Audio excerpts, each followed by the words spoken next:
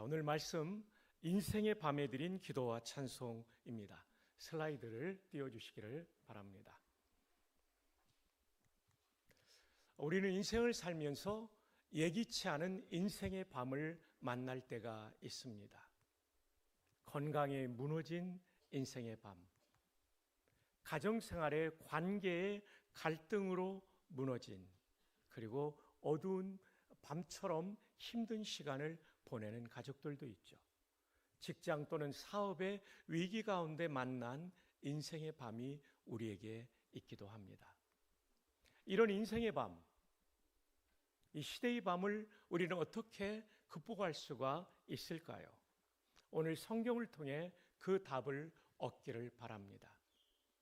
본문 말씀은 바울과 실라가 제2차 선교 여행 때 경험한 일입니다.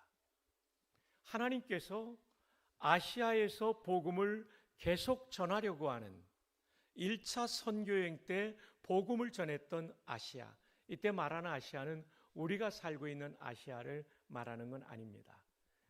우리가 살고 있는 아시아는 극동아시아고 또 인도, 근동까지 하면 메이저 아시아라고 부릅니다. 이 성경이 나오는 아시아는 지금의 터키 지역인 마이너 아시아, 소아시아를 말하는 거죠. 주아시아는 근동으로부터 극동까지 이르는 이 광대한 지역, 중국, 베트남 이런 데를 다 포함된 것이라면 여기 본문에서 말하는 아시아는 소아시아, 지금의 터키 지역을 말합니다. 바울은 여기에서 복음을 계속 전하려고 했는데 하나님께서 아시아 지역에서 전도를 막으셨습니다. 성령이 아시아에서 복음을 전하지 못하게 하시거늘 부르기아와 갈라디아 땅으로 다녀가 무시아 앞에 이르러 비두니아로 가고자 애쓰되 예수의 영이 허락하지 아니하시는지라. 성령께서 막으셨다는 얘기가 사도행전 16장 5절과 6절에 나오게 되죠. 그래서 그들은 이 아시아의 서쪽 끝에 있는 항구 도시인 드로아에 가게 되었고 거기에서 마케도니아인의 환상을 보고, 마케도니아는 유럽이죠. 유럽으로 가라는 하나님의 인도를 받게 되었습니다. 그러나 지금의 환상은 계시의 수단이 아닙니다. 성경이 완성되기 전까지 환상은 하나님의 뜻을 전하는 계시의 수단이기도 했습니다. 여러분, 미국의 어떤 농부가 담임 목사님을 찾아왔어요. 목사님, 저 신학교 가야 되겠습니다. 왜요? 어젯밤 환상에서 하늘에 PC가 나왔습니다. 그게 무슨 뜻인데요? Preach Christ, 그리스도를 전파하라. 저에게 신학교를 가라는 뜻인 줄 압니다. 그랬더니 목사님이 이런 말씀을 하셨어요. 제가 보기에는 집사님에게는 목사로서의 소명이 있지 않아 보입니다. 그 PC를 Preach Christ가 아니라 Plant Corn, 곡물을 심으라는 뜻으로 이해할 수는 없을까요? 라고 말했다고 합니다. 여러분, 그러나 그 당시 바울의 시대는 신약이 완성되기 전이었기 때문에 계시의 수단이기도 했습니다. 그래서 그 환상을 보고 마케도니아로 건너가게 되었고 그들은 마케도니아 지역의 첫 도시인 빌립보에 도착해서 복음을 전하게 됩니다. 그러면서 그는 거기서 루디아의 식구들이 예수님을 믿게 되는 놀라운 열매를 거두게 되죠. 그리고 온 가족이 세례를 받게 되었습니다. 그러나 위기가 다가옵니다. 그 위기는 무엇입니까? 그들이 만난 위기는 기도하러 가다가 만난 귀신 들린 여종이 불쌍해서 귀신을 내쫓아 준 것. 그래서 그의 영적 치료가 발단이 된 위기였습니다. 귀신이 떠난 여종은 귀신의 능력으로 점을 잘 쳐서 주인에게 많은 수입을 올리게 하는 사람이었는데 점치는 능력까지 귀신이 나가자 떠나가게 되었습니다.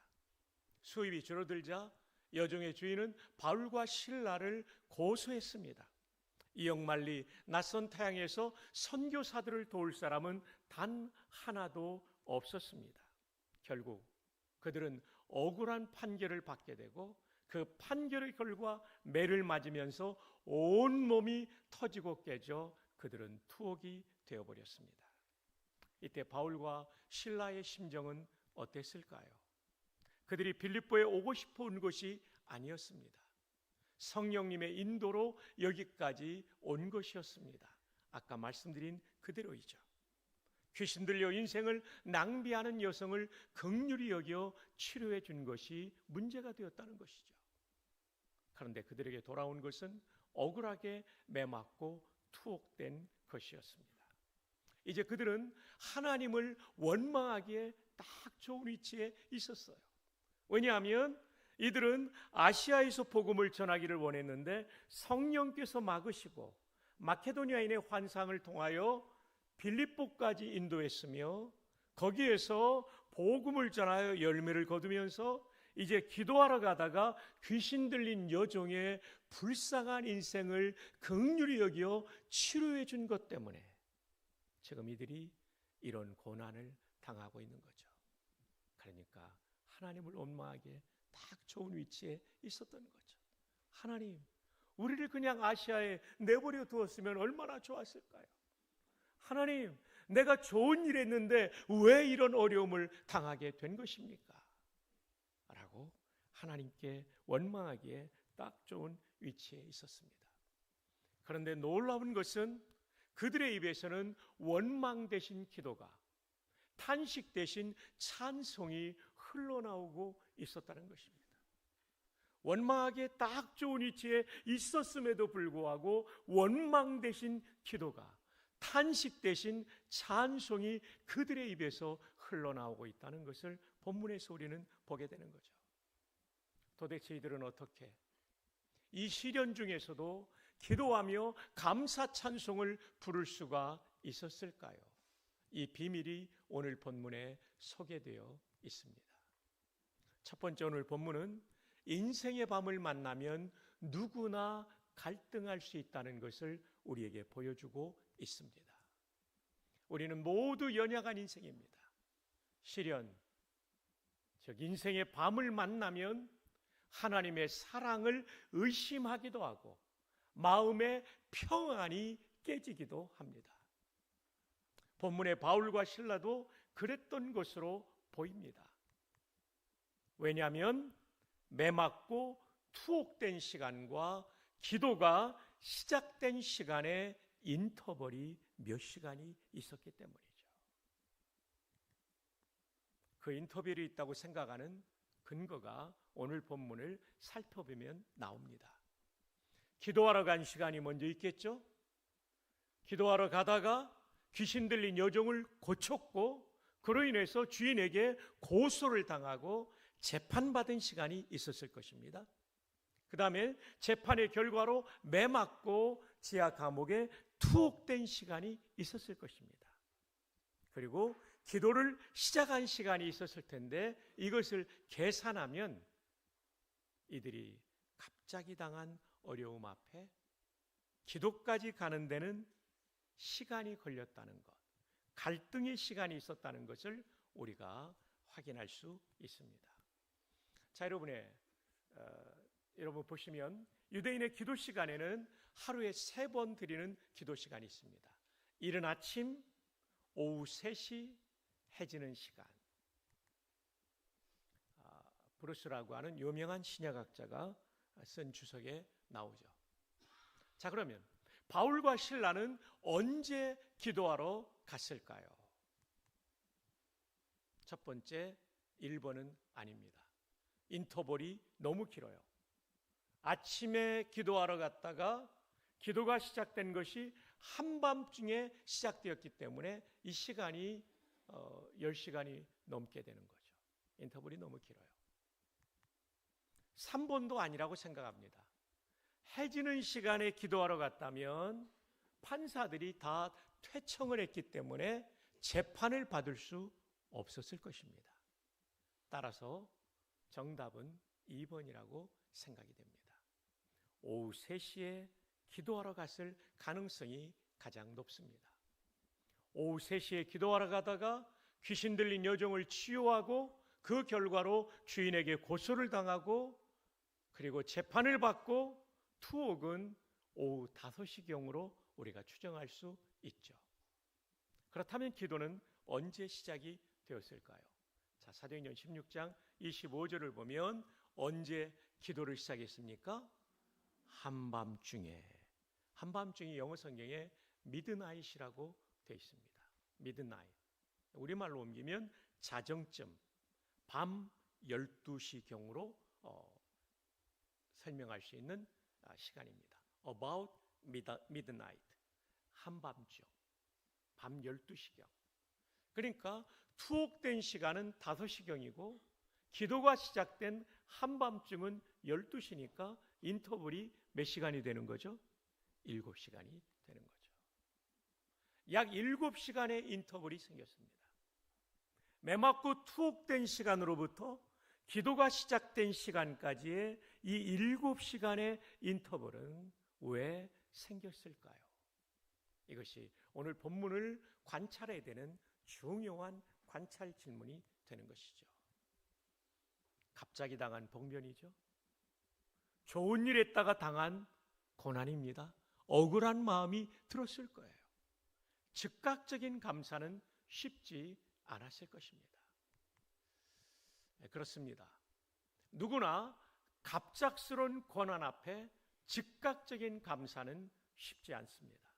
저는 그 근거를 손양원 목사님의 삶을 통해 여러분에게 말씀을 나누려고 합니다.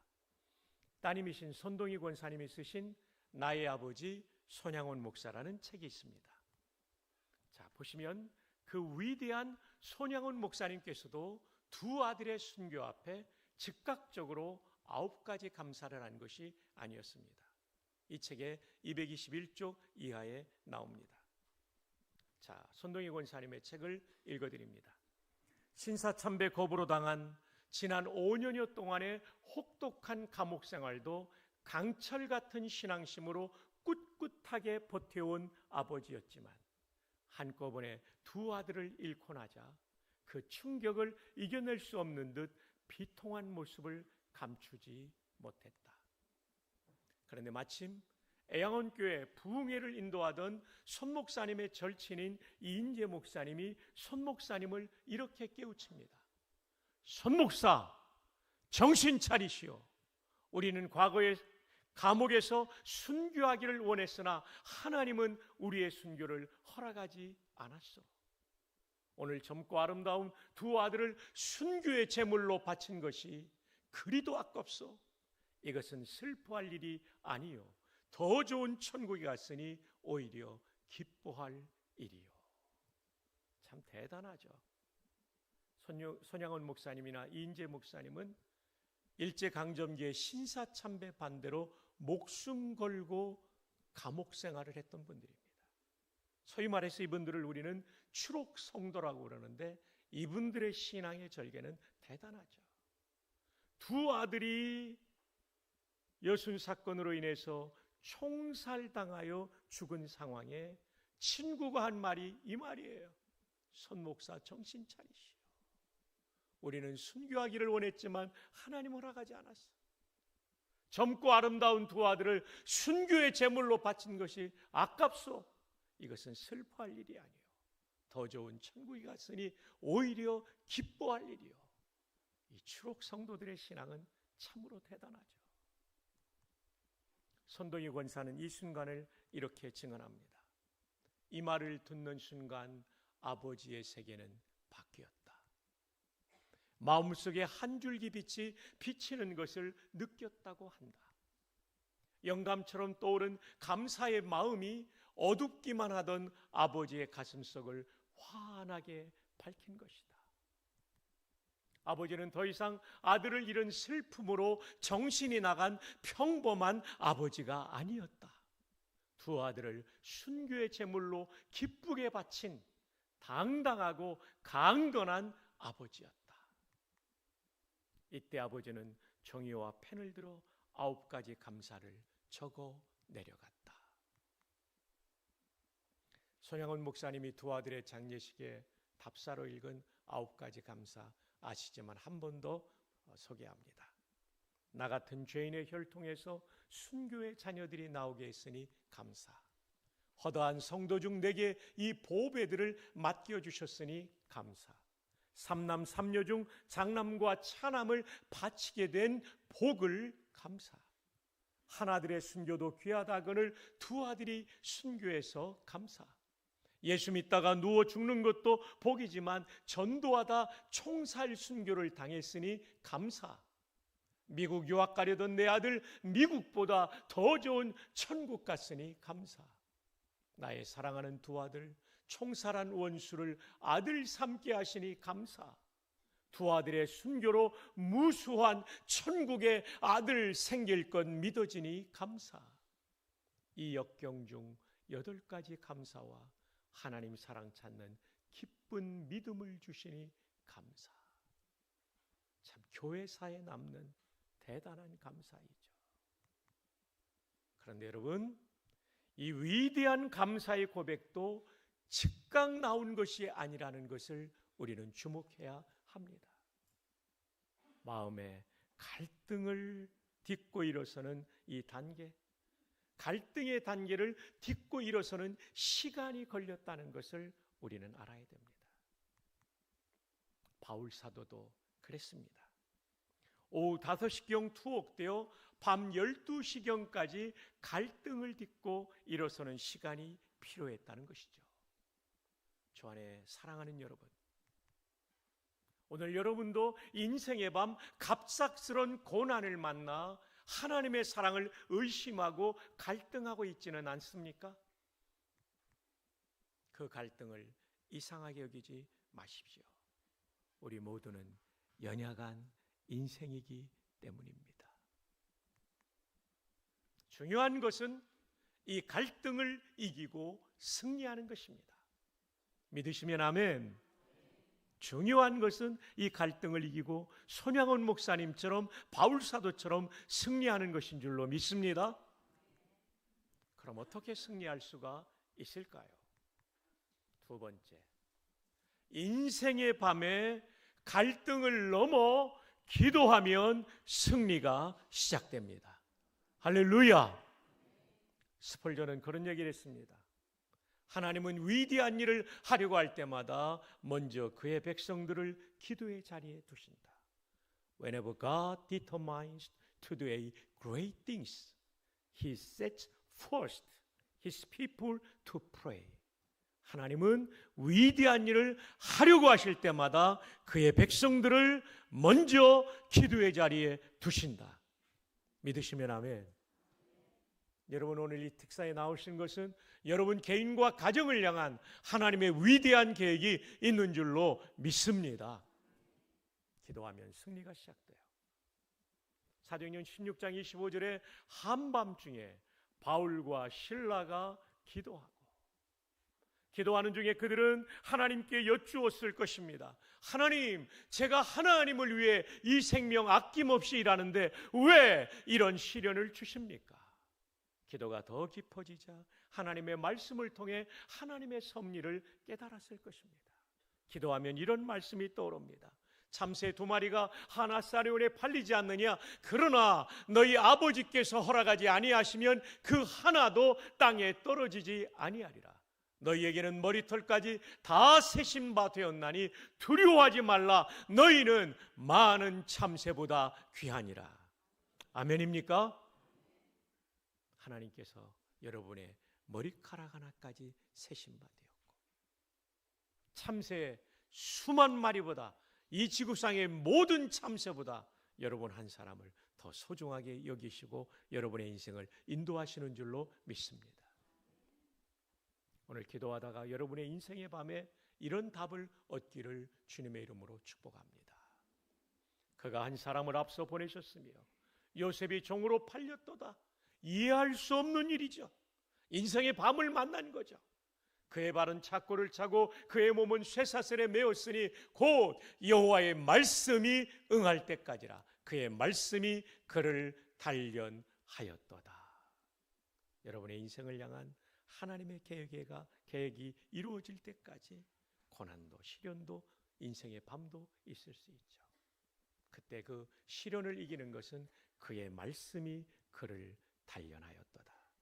오늘도 이 말씀이 여러분을 단련하여 강한 믿음의 용사로 일으켜 세워주시기를 주님의 이름으로 축복합니다. 기도하면 이렇게 하나님의 말씀이 떠오르고 그 하나님의 말씀이 떠오르면 하나님의 섭리를 믿게 됩니다. 섭리란 무엇입니까? 잡을 섭자에 다스릴 리자. 잡고 다스린다는 거예요. 제 손이 지금 이 마이크를 잡고 다스리는 것처럼 하나님께서 여러분의 인생을 잡고 다스리십니다. 여러분을 위해서 독생자까지 주신 하나님이 여러분에게 고난과 시련 그리고 인생의 밤을 허락하실 때는 분명한 하나님이 잡고 다스리시는 계획이 있는 줄로 믿습니다. 영어로 섭리는 프로비던스입니다. 라틴어에서 온 영어인데 프로, 앞, 비던스는 비데오, 봄, 앞을 보는 거죠. 내 눈에는 앞이 보이지 않아요. 시련의 밤을 만나면 캄캄한 흑암 같은 인생길에 내 인생의 미래가 보이지 않지만 하나님은 내 인생의 미래를 보시며 내 손을 붙잡고 인도해 가시는 줄로 믿습니다. 이것을 꼭 기억하십시오. 기독교 신앙의 핵심은 섭리 신앙입니다. 팔려갈 때 요셉에게는 인생의 밤을 만났습니다. 감옥까지 들어갔죠. 소망이 없었던 인생입니다. 그러나 하나님이 붙잡고 인도하시니 그가 이집트에서 총리가 될 뿐 아니라 하나님의 구원 계획을 위해서 그 백성을 양육하시는 놀라운 도구로 쓰임받게 된 것입니다.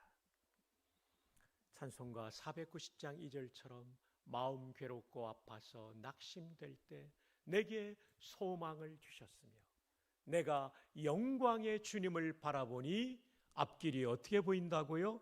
환하게 보이도다. 사랑하는 여러분, 오늘 세상에 그 누구도 바라보지 말고 하나님 바라보면 앞길이 환하게 보일 줄로 믿습니다. 기도하다가 하나님의 섭리가 믿어지면 반드시 다음 단계로 나아갑니다. 그것은 무엇일까요? 마지막 세 번째, 인생의 밤에 기도하여 얻은 섭리적 믿음으로 찬송하면 분명히 승리합니다. 기도하면 이 승리가 시작되는데요, 이 승리가 완성되는 것은 기도할 때 얻은 섭리적 믿음을 가지고 찬송할 때 우리는 승리를 경험하게 됩니다. 자, 오늘 본문에 보면 한밤중에 바울과 실라가 기도하고 섭리적 믿음을 가진 다음에 그 다음 뭡니까? 하나님을 뭐하매? 찬송하매 죄수들이 듣더라. 믿지 않는 사람들이 이해하지 못할 세계가 바로 여기에 있습니다. 그것은 고난 중에 부르는 찬송이요 시련의 비바람을 맞으며 부르는 찬송입니다. 안 믿는 사람은 이 세계를 이해할 수 없어요.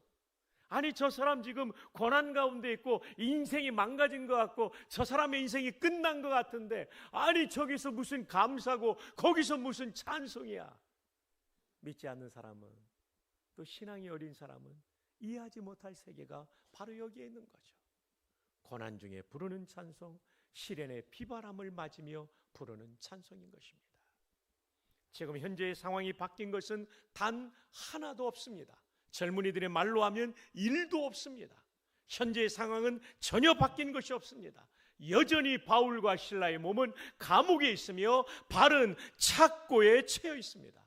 그런데 찬송합니다. 왜냐하면 기도하다가 얻은 섭리적 믿음 때문에 찬양하는 것이죠.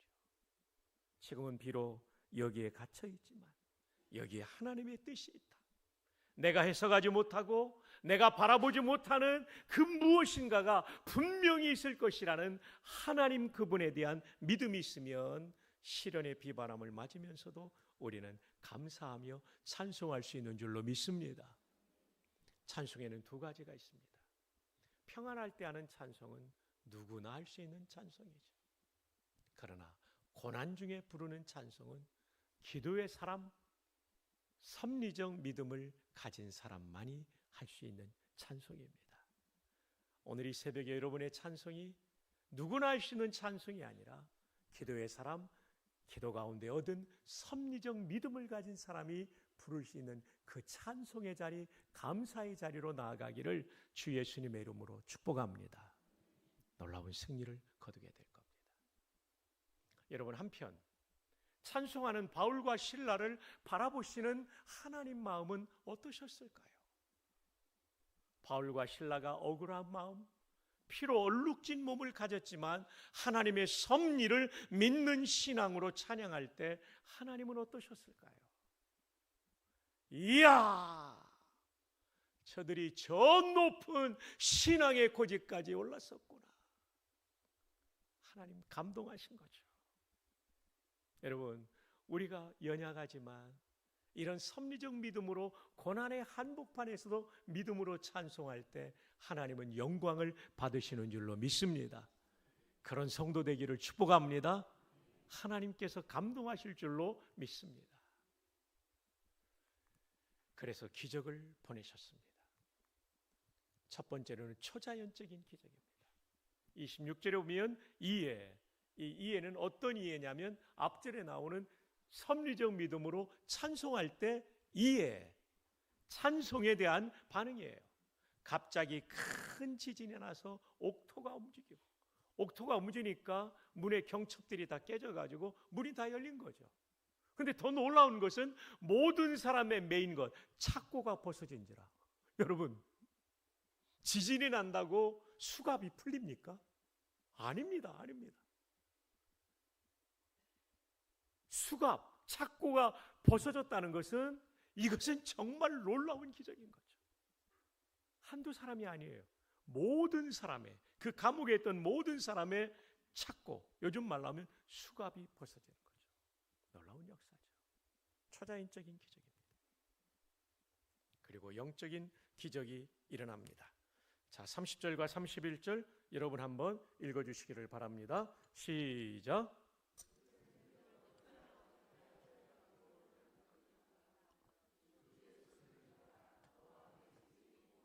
놀라운 일이죠.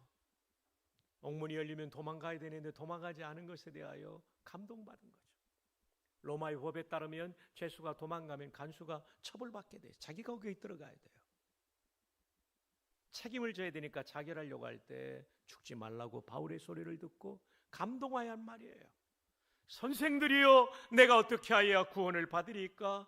이때 시대를 관통하여 복음 중에 복음인 말씀을 바울이 전합니다.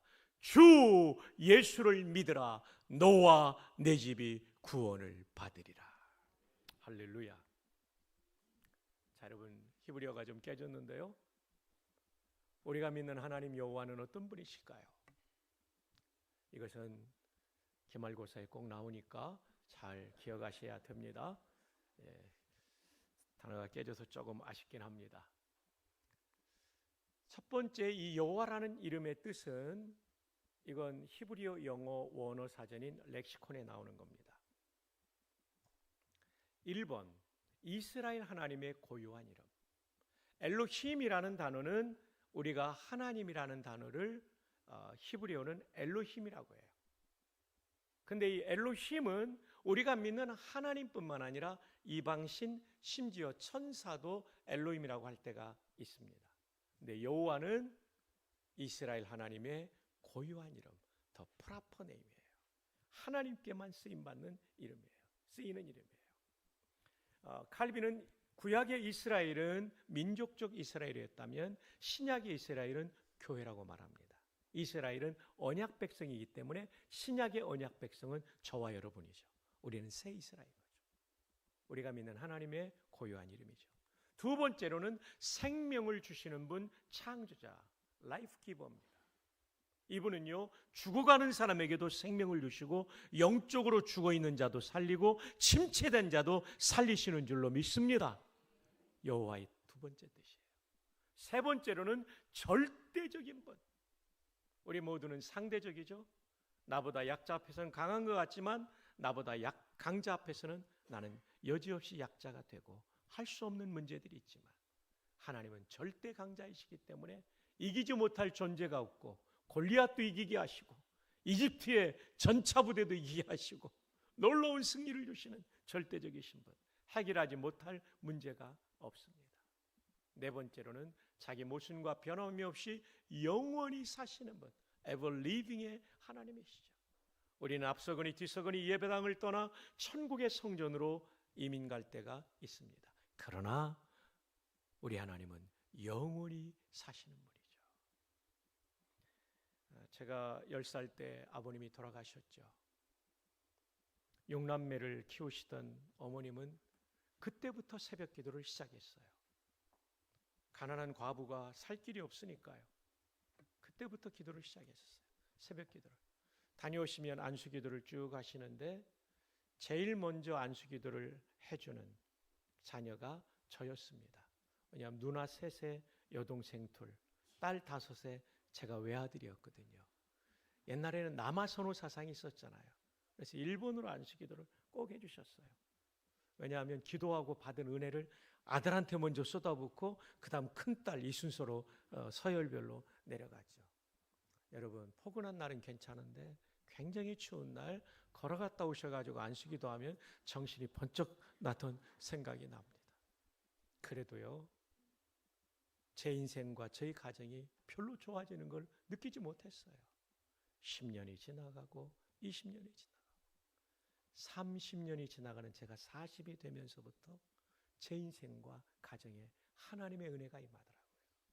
그때 제가 느낀 게 뭐냐면요, 어떤 기도응답은 빠르게 되는 것도 있지만 어떤 기도응답, 어떤 가정의 기도응답은 저희 집처럼 30년이 걸리기도 합니다.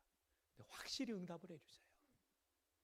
저희 어머님이 4년 전에 돌아가셨고 제가 3년 전에 총장에 선거에 5명이 출마해서 제가 당선이 됐어요. 마포에서 잠을 자는데 어머니 생각이 나더라고요. 그 투표가 이제 당선이 되던 때가 어머니 돌아가시고 1년쯤 됐을 때예요. 그리고 그 기도가 생각나더라고요. 어머니는 천국 가셨지만 어머니의 기도를 들으신 여호와 하나님은 영원하시기 때문에 오늘도 내 인생의 그 기도가 응답되고 있구나. 귀하신 성도 여러분, 여러분이 이 예배당에서 눈물 뿌려 기도한 것은 지금도 응답되거니와 여러분이 천국 간 다음에도 지속적으로 응답될 줄 믿습니다. 우리의 기도를 들으시는 여호와는 영원히 사시는 ever living의 하나님이기 때문입니다. 마지막 5번째로는 자존자라는 뜻을 가지고 있습니다. 스스로 존재하시는 분, 본질상 이름을 부여할 수 없이 크신 분, 우리가 다 이해할 수 없는 불가해하신 분. 자, 근데 여러분, 이 새벽에 여러분이 5개 다 기억할 필요 없어요. 여러분의 기도에 도움이 되는 건 노란색으로 하이라이트 된 3가지입니다. 제가 여호와하면 2번, 또 여호와하면 3번, 또 여호와하면 4번을 외쳐주시면 좋겠습니다. 준비됐나요? 훌륭한 주일학교 선생님들이십니다. 해봅니다. 여호와, 여호와, 여호와. 모두 A+를 드리겠습니다. 우리가 오늘 기도할 수 있는 이유는 그분이 생명을 주시는 창조자이기 때문에 침체된 여러분의 영혼에 부흥을 주실 줄 믿습니다.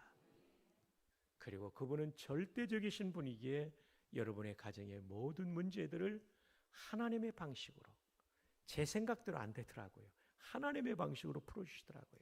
이 은혜가 있기를 축복합니다. 이 하나님을 믿으시기를 바랍니다. 3번째로는 영원히 사시는 그분이 여러분이 이곳에서 드린 기도를 영원토록 여러분의 가정에 응답해 주실 줄 믿습니다. 자, 인생의 밤, 개인의 시련에 기도하면 이런 일이 일어납니다. 여러분, 1975년 미국의 LA 지역 파사디나에 하럴드 보켈 선교사의 장례식이 있었습니다. 우리 이름으로는 오코열 선교사님. 제 기억에는 1920년대인가부터 한국에서 사역을 했기 때문에 아주 한국어를 유창하게 구사하셨던 선교사님의 장례식입니다. 1929년부터네요. 6.25 전쟁이 발발하자 그분은 일단 도쿄로 피난을 갔다가 한국을 돕기 위해서 군목으로 신분을 전환해서 한반도에 들어오게 됩니다. 경력이 많았기 때문에 대령으로 임관하셨어요. 그리고 거제도 포로 수용소에서 그분은 수용소 군종 참모로서 사역을 하게 됩니다. 네, 이분은 참 복음의 열정이 많았기 때문에 얼마나 복음을 많이 전했는지 몰라요. 이분의 별명이 포로들에게 복음을 전할 뿐만 아니라 그들의 어려움을 잘 도와주셨기 때문에 포로들의 아버지라는 별명을 가진 분이셨습니다. 바로 이분이시죠. 저는 이 사진을 볼 때마다 이 군에서 예배를 드리면 딴청 피우는 사람이 꼭 있는데요. 저 사진에는 한 명도 딴청 피우는 사람이 없어요. 이것은 이분의 사역이 어땠는지를 보여주는 장면이죠. 얼마나 열정적으로 찬양을 지휘하면서 함께 부르고 계십니까? 헤럴드 포켈 목사님입니다. 4만 5천 명의 포로가 이분에게 세례받았어요. 그리고 그 중에 131명의 포로가 목사가 됐습니다. 여기에 신학대학 총장도 나왔습니다. 제가 그 총장은 아닙니다. 그러기엔 제가 나이가 너무 어립니다. 이분에게 구원받은 사람 가운데 7천 명의 성도를 가진 목사도 있었어요. 이거 지금 1975년 기준 교세를 말하는 거죠.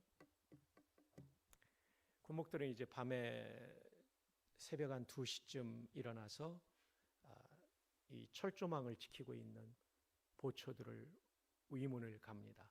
커피와 간식을 좀 준비해서 가서 상담도 하고 기도도, 저도 군목 시절에 그렇게 했는데요. 이분이 이 새벽 2시에 일어나서 이렇게 순찰을 돌면서 위문을 하는데 화장실 옆을 지나가는데 애절한 기도가 들려요. 하나님, 이놈이 죽일 놈입니다. 이놈을 불쌍히 여겨주십시오. 얼마나 인민군 포로가 간절히 기도하는지 그냥 지나칠 수 없었어요. 뭔가 도와줘야 되겠다. 기다리고 있으니까 잠시 후에 이 포로가 나오는 거예요. 이 포로의 손을 감싸주면서 오코일 목사님이 말씀하십니다.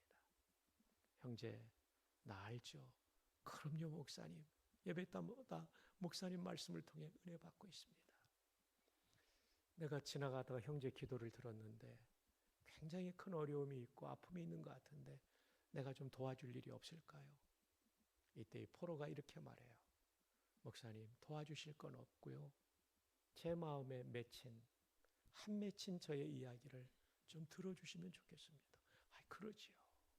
커피를 따라주며 잠시 벤치에 앉아서 얘기를 나누게 됩니다. 목사님, 저는 이북에 있을 때는 예수님을 믿지 않았습니다. 근데 제 아내는 예수님을 신실하게 믿는 집사였습니다. 근데 저는 기독교에 대한 반감이 있어서 아내가 교회 갔다 오는 게 그렇게 싫었습니다. 기독교는 조상제사 같은 거 안 하니까 저는 그게 싫었습니다. 다녀오기만 하면 저는 아내에게 매를 가했습니다. 그래도 아내가 신앙을 포기하지 않았습니다. 어느 수요일 저녁인데 집에 와보니까 아내가 보이지 않아서 시간을 보니까 교회 갔을 것 같아서 예배당으로 찾아갔더니 수요일 저녁 예배가 드려지고 있었고 제 아내는 맨 앞자리에 앉아서 목사님 말씀을 듣고 있었습니다. 저는 화가 머리끝까지 치밀었습니다. 그래서 목사님 설교 중인데도 무례하게 마룻바닥으로 된 예배당에 흙 묻은 신발을 벗지도 않고 무례하게 설교 중에 중앙 통로를 통하여 들어가 예배 드리고 있는 아내의 머리채를 휘어감아 가지고 질질 끌고 집으로 왔습니다. 그리고 또 때렸습니다. 근데 제 아내는 매를 때리고 나면 부엌으로 가서 찬송을 하고 기도하며 자기를 때린 저와 아이들을 위해 기도했습니다. 저는 그 기도 소리가, 그 찬송 소리가 듣기 싫어서 다시 부엌으로 달려가 부직갱이 가지고 아내를 때렸습니다. 근데 제 아내는 다른 말은 다 순종을 해도 예수 믿지 말라는 그 말만큼은 순종하지 않았습니다. 그렇게 갈등을 겪고 싸우다가 6.25 전쟁이 발발했고 저는 인민군의 징집이 되어서 전투 현장에 나왔다가 미군의 포위가 되고 저는 미군에게 포로가 되고 말았습니다. 근데 우리를 신문하는 미군 장교가 가슴에 열십자를 그리고 노래를 부르라고 하는데 저 가슴에 열십자는 예수의 십자가를 의미하고 노래는 찬송가를 부르는 거겠구나. 아니나 다를까 십자가를 그리고 찬송 부르는 사람들은 열애시켜 주었는데, 저도 찬송을 불러야 살겠는데 찬송을 하는 게 있어야죠. 예배를 한 번도 드리지 않았는데. 근데 그 순간 제 아내가 부엌에서 맨 맞으면서 불렀던 찬송이 생각났습니다. 내 아내가 기도하던 기도대로 하나님이 나를 살려주시는가 보다. 그래서 그 찬송을 불렀습니다. 내 주를 가까이 하게 함은 십자가 짐 같은 고생이나. 근데 거기까지 불렀는데 곡조는 알겠는데 가사가 생각나지 않았습니다. 이제는 큰일 났다 생각했는데 하나님이 어떤 마음을 저에게 주셨냐면, 내가 영어를 못하는 거나 미군이 한국말을 못하는 거나 똑같지. 좋다, 가사를 지어 부르자. 그래서 이렇게 불렀습니다. 가사는 모르나 살고는 싶으니 하나님 아버지 도우소서. 목사님, 제가 그래서 살았습니다. 내가 핍박하고 매를 대던 아내가 그 고난 가운데서도 기도했던 그 기도 때문에, 그 고난 가운데 믿음으로 불렀던 찬송가 때문에 제가 살게 되었습니다. 그러니 제가 죽일 놈이 아닙니까? 법외로운 성도 여러분, 우리가 그분의 이름은 알지 못하지만 저 북녘 땅에 한 분의 여성의 성도의 믿음의 기도와 눈물의 찬송은 남편의 육신의 생명뿐만 아니라 영원한 생명까지 살린 줄로 믿습니다. 오늘 우리가 그 기도와 찬양을 드릴 수 있기를 바랍니다. 결론입니다. 인생의 밤에 드린 기도와 찬송, 오늘 말씀의 제목입니다. 우리는 저마다 인생의 밤을 지나고 있거나 앞으로 지날 수 있습니다. 우리는 연약한 인생이기 때문에 인생의 밤을 만나면 누구나 갈등하게 됩니다. 중요한 것은 이 갈등을 넘어서 기도의 자리로 나가는 거예요. 거기서 승리가 시작되는 겁니다. 오늘 새벽 여러분 정말 잘 오셨어요. 여러분의 인생에 승리가 시작되는 거예요.